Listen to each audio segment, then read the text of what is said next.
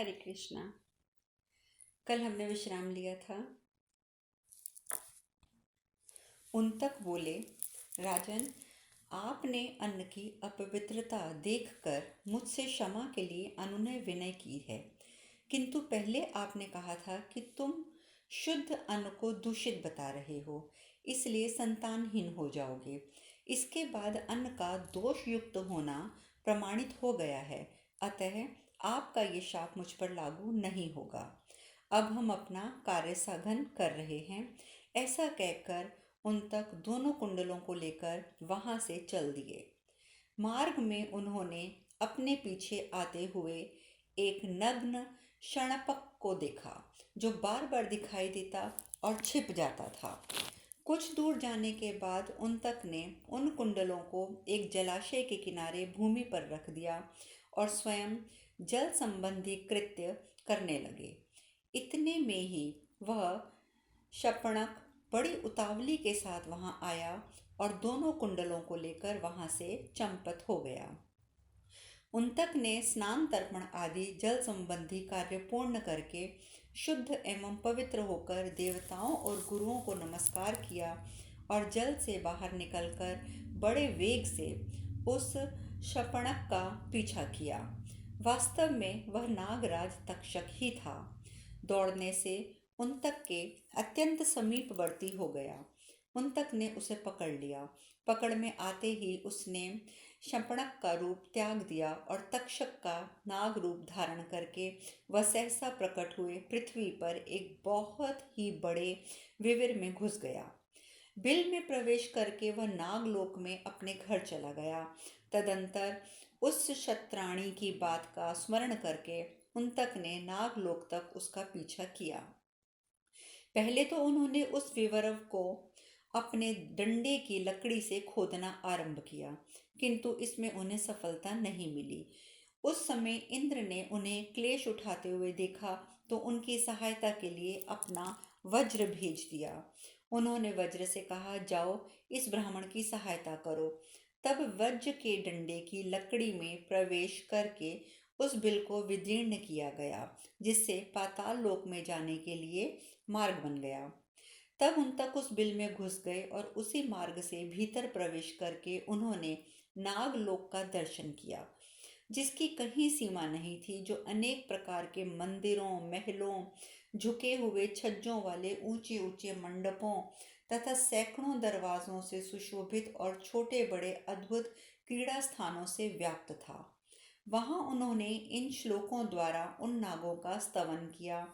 एरावत जिनके राजा हैं, जो सम्रागण में विशेष शोभा पाते हैं, बिजली और वायु से प्रेरित हो जल की वर्षा करने वाले, बादलों की भांति बाणों की धारावाहिक वृष्टि करते हैं, उन सर्पों की जय हो। एरावत कुल में उत्पन्न नागगणों में से कितने ही सुंदर रूप वाले हैं। उनके अनेक रूप हैं। वे विचित्र कुंडल धारण करते हैं तथा आकाश में सूर्य देव की भांति स्वर्गलोक में प्रकाशित होते हैं। गंगा जी के उत्तर तट पर बहुत से नागों के घर हैं। वहां रहने वाले बड़े बड़े सर्पों की भी मैं स्तुति करता हूँ। एरावत नाग के सिवा दूसरा और कौन है जो सूर्य देव की प्रचंड किरणों के सैन्य में विचरने की इच्छा कर सकता है। एरावत के भाई धृतराष्ट्र जब सूर्य देव के साथ प्रकाशित होते हैं और चलते हैं, उस समय 28,008 सर्प सूर्य के घोड़ों की बागडोर बन जाते हैं, जो इनके साथ जाते हैं और जो दूर मार्ग पर पहुंच जाते हैं। एरावत के उन छोटे बंधुओं को भी मैं नमस्कार करता हूँ, जिनका निवास सदा कुरुक्षेत्र और खांडव वन में रहा है। उन नागराज तक्षक की मैं कुंडलों के लिए भी मैं स्तुति करता हूँ। तक्षक और अश्वसेन, ये दोनों नाग सदा साथ विचरने वाले हैं। ये दोनों कुरुक्षेत्र में इक्षुमती नदी के तट पर रहा करते हैं। जो तक्षक के छोटे भाई हैं, श्रुतसेन नाम से जिनकी ख्याति है और जो पाताल लोक में नागराज की पदवी पाने के लिए सूर्य देव की उपासना करते हुए कुरुक्षेत्र में रह रहे हैं, मैं उन महात्मा को भी नमस्कार करता हूँ। इस प्रकार श्रेष्ठ नागों की स्तुति करने पर भी जब ब्रह्म ऋषि उन कुंडलों को ना पा सके, तब उन्हें बड़ी चिंता हुई। इस प्रकार नागों की स्तुति करते रहने पर भी जब वे दोनों कुंडलों को प्राप्त ना कर सके, तब उन्हें वहां दो स्त्रियां दिखाई दी जो सुंदर करघे पर रखकर सूत के ताने में वस्त्र बुन रही थी। उन तानों में उन्मत्त मुनि ने काले और सफेद दो प्रकार के सूत और 12 आरों का एक चक्र भी देखा, जिसमें 6 कुमार घूम रहे थे। वहीं एक श्रेष्ठ पुरुष भी दिखाई दिए, जिनके साथ एक दर्शनीय अश्व भी था। उनतक ने इन मंत्र तुल्य श्लोकों द्वारा उनकी भी स्तुति की। यह जो अविनाशी काल चक्र निरंतर चल रहा है, इसके भीतर 308 अरे हैं, 24 पर्व हैं। इन चक्रों में 6 कुमार घुमा रहे हैं। यह संपूर्ण विश्व जिनका स्वरूप है, ऐसी दो युवतियां सदा काले और सफेद तंतुओं को इधर उधर चलाती हुई वासना जाल रूपी वस्त्र को बुन रही हैं। वे संपूर्ण भूतों और समस्त भुवनों का निरंतर संचालन करती हैं। जो महात्मा व्रज धारण करके तीनों लोकों की रक्षा करते हैं तथा जो तीनों लोकों के शासक हैं, उन जगदीश्वर पुरंदर को मेरा नमस्कार है। तब वह पुरुष उन तक से बोला, ब्राह्मण, मैं तुम्हारे इस स्तोत्र से बहुत प्रसन्न हूँ। कहो, तुम्हारा क्या प्रिय कार्य करूँ? यह सुनकर उन तक ने कहा, सब नाग मेरे अधीन हो जाएं। ऐसा कहने पर पुरुष पुनः उन तक से बोला, इस घोड़े की गुदा में फूंक मारो। यह सुनकर उन तक ने घोड़े की गुदा में फूंक मारी। फूंकने से घोड़े के शरीर के समस्त छिद्रों से धुएं सहित आग की लपटें निकलने लगीं।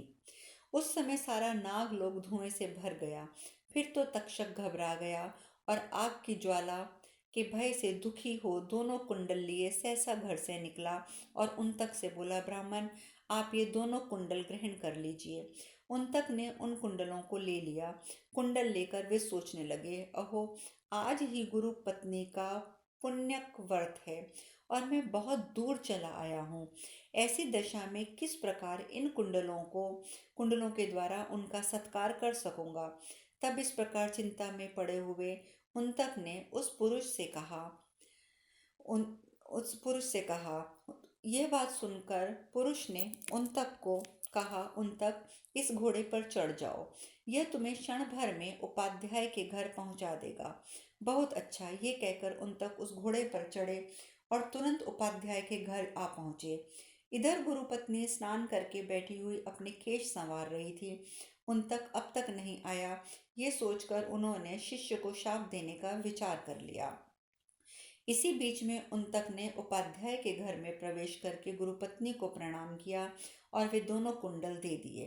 तब गुरुपत्नी ने उन तक से कहा, उन तक, तू ठीक समय पर उच्च स्थान पे आ पहुंचा है। वत्स, तेरा स्वागत है। अच्छा हुआ जो बिना अपराध के ही तुझे शाप नहीं दिया। तेरा कल्याण उपस्थित है, तुझे सिद्धि प्राप्त हो। तदंतर उन तक ने उपाध्याय के चरणों में प्रणाम किया। उपाध्याय ने उनसे कहा, वत्स उन तक, तुम्हारा स्वागत है। लौटने में देर क्यों लगाई? तब उन तक ने उपाध्याय को उत्तर दिया, भगवान, नागराज तक्षक ने इस कार्य में विघ्न डाल दिया था, इसलिए मैं नागलोक चला गया था। वहीं मैंने दो स्त्रियां देखी जो करघे पर सूत रखकर कपड़ा बुन रही थी। उस करघे के काले और सफेद रंग के सूत लगे हुए थे। वह सब क्या था? वहीं मैंने एक चक्र भी देखा जिसमें 12 अरे थे। 6 कुमार उन चक्रों को घुमा रहे थे। वह भी क्या था? वहां एक पुरुष भी मेरे देखने में आया था और वह बहुत ही बड़ा। वहां पर एक अश्व भी दिखाई दिया था। वह कौन था? इधर से जाते समय मार्ग में मैंने एक बैल देखा था, उस पर एक पुरुष सवार था। उस पुरुष ने मुझसे आग्रह पूर्वक कहा था कि उन तक इस बैल का गोबर खा लो। तुम्हारे उपाध्याय ने भी पहले इसे खाया है। तब उस पुरुष के कहने पर मैंने बैल का गोबर खा लिया। अतः वह बैल और पुरुष कौन थे? मैंने आपके मुख से ये सब कुछ सुनना चाहता हूँ। वह सब क्या था? उन तक के इस प्रकार पूछने पर उपाध्याय ने उत्तर दिया। उपाध्याय बोले, वे जो दो स्त्रियां थी, वे धाता और विधाता हैं। जो काले और सफेद तंतु थे, वे दिन और रात हैं। 12 अरों से युक्त चक्र को जो 6 कुमार घुमा रहे थे, वे 6 ऋतुएं हैं। 12 महीने ही 12 अरे हैं। सतवंतर ही वह चक्र है। जो पुरुष था वह परंजय इंद्र है। जो अश्व था वह अग्नि है। इधर से जाते समय तुमने मार्ग में जिस बैल को देखा था वह नागराज ऐरावत हैं, और जो जिस पर चढ़ा हुआ वो पुरुष था, उस ऐरावत पर चढ़ा हुआ जो पुत्र पुरुष था वह स्वयं इंद्र हैं। तुमने बैल के जिस गोबर को खाया था वह अमृत था, इसीलिए तुम नागलोक में जाकर भी मरे नहीं। हे भगवान, वे भगवान इंद्र मेरे सखा हैं। तुम पर कृपा करके उन्होंने ये अनुग्रह किया है। यही कारण है कि तुम दोनों कुंडल लेकर फिर यहाँ लौट सके हो। अतः सौम्य, अब तुम जाओ, मैं तुम्हें जाने की आज्ञा देता हूँ। तुम कल्याण के भागी होगे। उपाध्याय की आज्ञा पाकर उन तक्षक के प्रति कुपित हो उसे बदला लेने की इच्छा से हस्तिनापुर की ओर चल दिए। हस्तिनापुर में शीघ्र पहुंचकर विप्रवर उन तक राजा जन्मेजय से मिले। जन्मेजय पहले तक्षशिला गए थे। वे वहां जाकर पूर्ण विजय पा चुके थे। उन तक ने मंत्रियों से घिरे हुए उत्तम विजय से संपन्न राजा जन्मेजय को देखकर पहले उन्हें न्यायपूर्वक जय संबंधी आशीर्वाद दिया। तत्पश्चात उचित समय पर उपयुक्त शब्दों से विभूषित वाणी के द्वारा उनसे इस प्रकार कहा। नृपश्रेष्ठ, जहाँ तुम्हारे लिए करने योग्य दूसरा कार्य उपस्थित हो, वहाँ अज्ञानवश तुम कोई और कार्य कर रहे हो। यह बात कहकर उग्र श्रवाजी आगे कहते हैं। विप्रवर उन तक के ऐसा कहने पर राजा जन्मेजय ने उन द्विज श्रेष्ठ का विधि पूर्वक पूजन किया और उनसे इस प्रकार कहा। जन्मेजय बोले, ब्राह्मण, मैं इन प्रजाओं की रक्षा के द्वारा अपने क्षत्रिय धर्म का पालन करता हूँ। बताइए, आज मेरे करने योग्य कौन सा कार्य उपस्थित है जिसके कारण आप यहाँ पधारे हैं। उग्रश्रवाजी आगे बताते हैं।